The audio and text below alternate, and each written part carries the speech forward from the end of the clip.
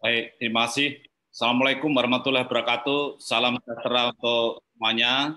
Om Swastiastu, Namo Buddhaya, salam kebajikan. Yang terhormat Pak Menteri Perhubungan selaku ketua kita, ketua Pusat Kagama yang kita banggakan, Pak Menteri, salam hormat kami dan seluruh Kagama tentunya. Saya dalam hal ini sebagai Ketua Kagama Kedokteran Pak Menteri dan juga saya diberi tugas ini dari panitia Pak Cahyono yang saya hormati, sahabat saya dan senior saya, kemudian juga Prof. Rina ini sebentar lagi Profesor, saya panggil Profesor Rina ya, yang nanti akan menjadi pembicara utama, dan juga ada Bu Mei dan juga ada banyak para pakar yang hadir pada kesempatan kali ini. Mohon izin saya menyampaikan sedikit slide untuk sebagai keynote pada kesempatan kali ini.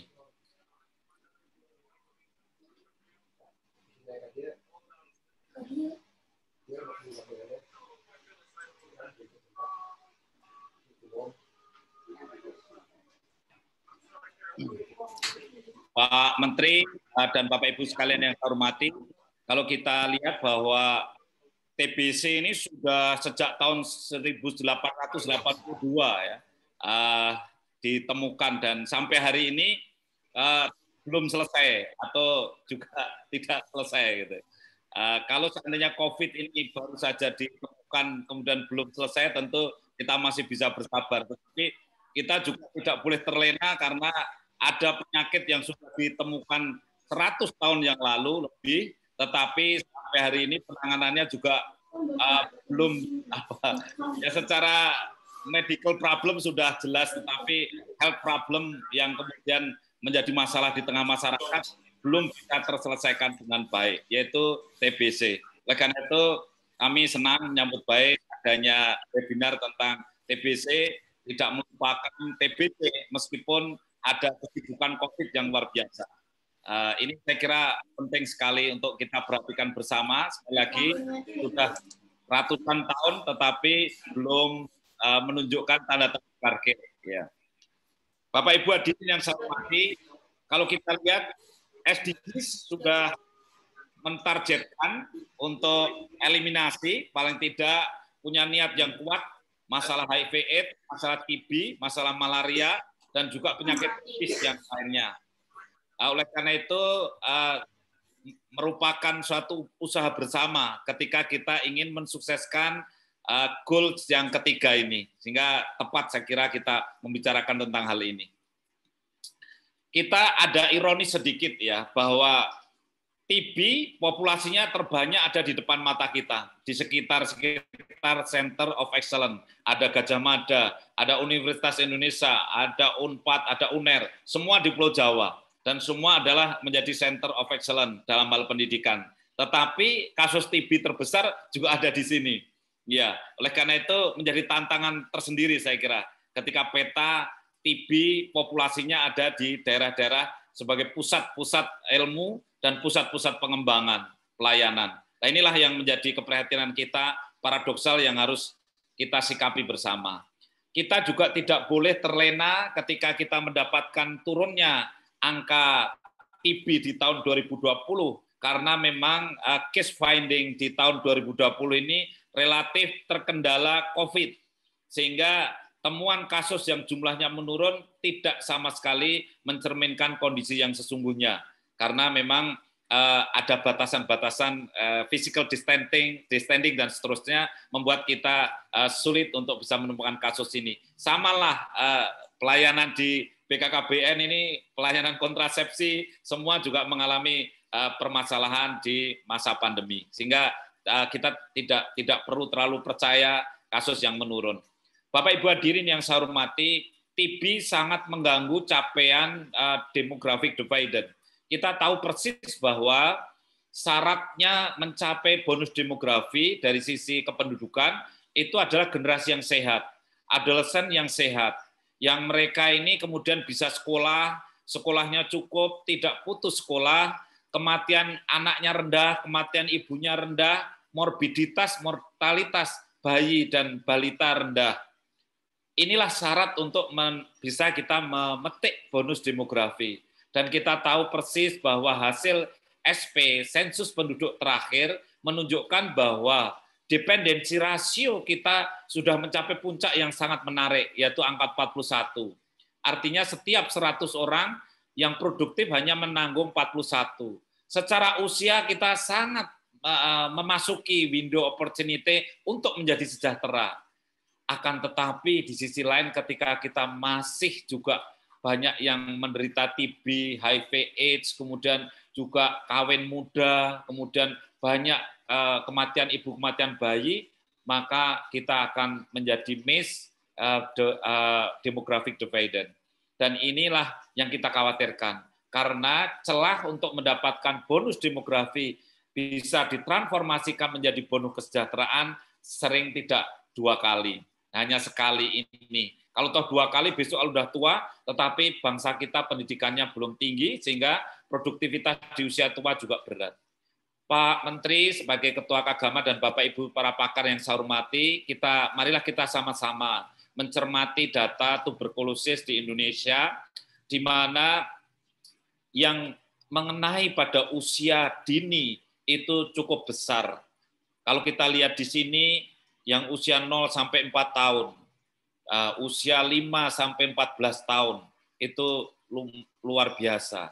Bahkan di tahun 2019, 2020 semakin banyak atau proporsinya semakin banyak yang di usia dini.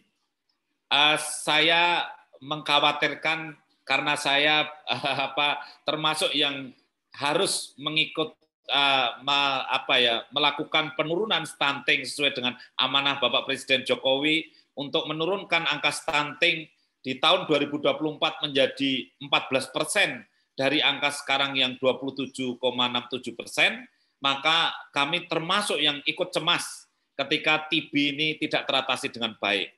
Ketika anak-anak yang usia kurang dari 4 tahun, apakah bahkan kurang dari 2 tahun, ini penderita TB-nya justru lebih besar. Kalau kita lihat ini yang di bawah 5 tahun penderita TB-nya adalah 27 per 10.000, sementara yang di atasnya hanya 2 per 10.000, maka ancaman terjadinya stunting di usia kurang dari 5 tahun ini menjadi cukup besar.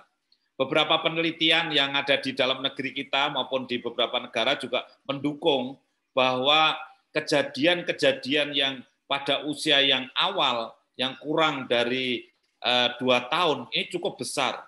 Dan odds ratio juga berlipat-lipat, ya cukup besar.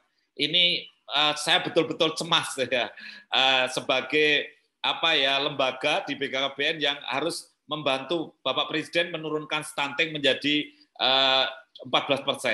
Kalau kita lihat di sini, usia yang 1 sampai 24 bulan itu adalah usia di mana itu usia 1000 hari kehidupan pertama. Dan itulah usia stunting terjadi, gitu. Dan usia di atasnya 24 bulan adalah usia stunting yang sudah unmodifiable, yang sudah tidak terjangkau lagi, yang tidak bisa dikoreksi pendapat para ahli. Ketika ternyata kejadian di 1000 hari kehidupan pertama itu odds ratio-nya bisa berlipat dibandingkan referensi yang di atas usia 2 tahun, maka jelas akan sangat mempengaruhi kualitas SDM dan karena akan mempengaruhi kejadian stunting.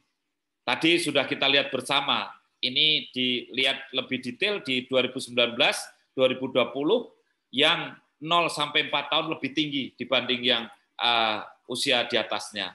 Juga yang kami juga masih ikut mendorong dan tentu ingin sekali ini ada perbaikan adalah bagaimana terapi profilaksis yang juga belum sukses ya.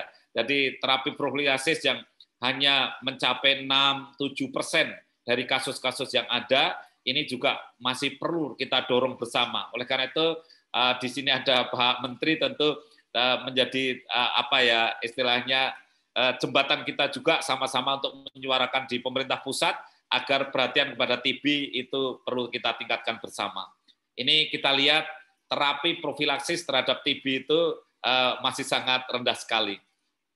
Bapak Ibu hadirin yang saya hormati, yang terakhir kami sangat tentu beralasan ketika TB pada anak kemudian akan mengancam kenaikan stunting karena yang terjadi adalah berat badan yang turun, nafsu makannya tidak ada, kemudian sakit atau demam berulang kali, dan kemudian ada batuk yang kronis, ya masih disertai bisa juga diare dan sebagainya.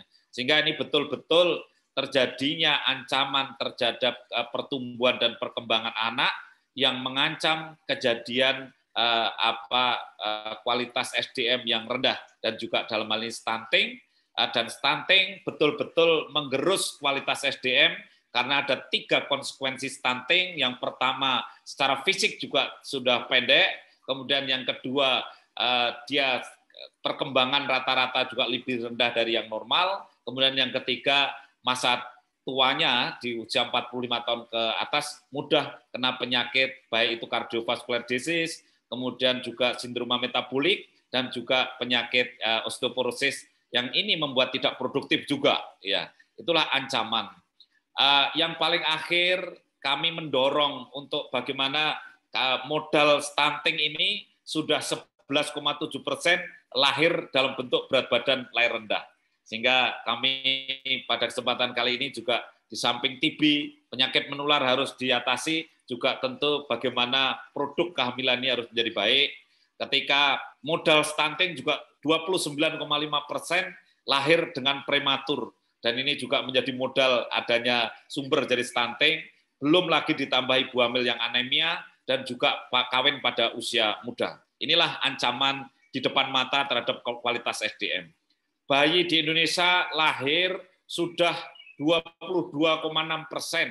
Itu panjang badannya kurang dari 48 cm. WHO menyatakan ini adalah termasuk yang bagian yang undernutrition atau mungkin kena penyakit kronis. Dan setelah lahir ternyata 6 bulan kemudian masih naik menjadi 23,2%. Ini menunjukkan belum sukses ASI kita. Dan setelah sampai 1000 hari kehidupan pertama untuk menentukan stunting atau tidak, naik lagi menjadi 37,3%. Ini tentu betul-betul keprihatinan kita harus kita selesaikan. Kalau kita bisa mencegah lahirnya bayi stunting 22,6%, maka sukses menurunkan stunting 50%-nya. Dan kami mendorong untuk TB ini karena imunisasi dasar lengkap harus kita sama-sama dorong, karena ternyata selama ini belum lebih dari 60% imunisasi dasar lengkap. Sehingga kalau anak sakit-sakitan, kemudian juga salah satunya TB, dan kemudian berat badan, tinggi badan nggak naik, dan kecerdasannya tidak mencapai optimal, tentu wajar, karena juga imunisasi dasar juga belum lengkap. Dan yang terakhir, kita tentu prihatin, angka kematian ibu, kematian bayi di tahun 2020 memang meningkat. Neonatal ya, yang biasanya dilaporkan ke Kemenkes, itu tahun 2019 20.000, di 2020 di pandemi menjadi 34.000, dan kematian bayi yang 26.000 2019 menjadi 44.000, dan sisanya yang di atasnya 2 tahun itu biasanya 2.800, tahun 2019 menjadi 7.000. Dan kita sadari bersama kalau ada kematian pasti ada kesakitan. Ini adalah fenomena gunung es, di mana yang mati jumlahnya segini, pasti yang sakit bisa 10 kali lipat itu. Sehingga kita juga khawatir kualitas SDM melalui mekanisme stunting bisa meningkat juga karena kematiannya cukup tinggi. Itulah dampak stunting yang kemudian juga kita khawatirkan, tentu kita antisipasi bersama, dan mari kita berkolaborasi penanganan tuberkulosis, dan kami juga siap di BKKBN untuk mendampingi keluarga, karena kami berikrar semua ibu hamil terdampingi untuk mencegah stunting. Semua keluarga yang berisiko stunting juga didampingi di lapangan, dan tentu kita bisa bekerja sama pendampingan dalam mengawal penanganan, penemuan kasus, maupun pengobatan TB secara komprehensif. Itu saja yang bisa kami lakukan, yang sampaikan, maksud saya, ada kurang lebihnya, mohon maaf. Salam hormat kami kepada semuanya. Terima kasih. Wassalamualaikum warahmatullahi wabarakatuh.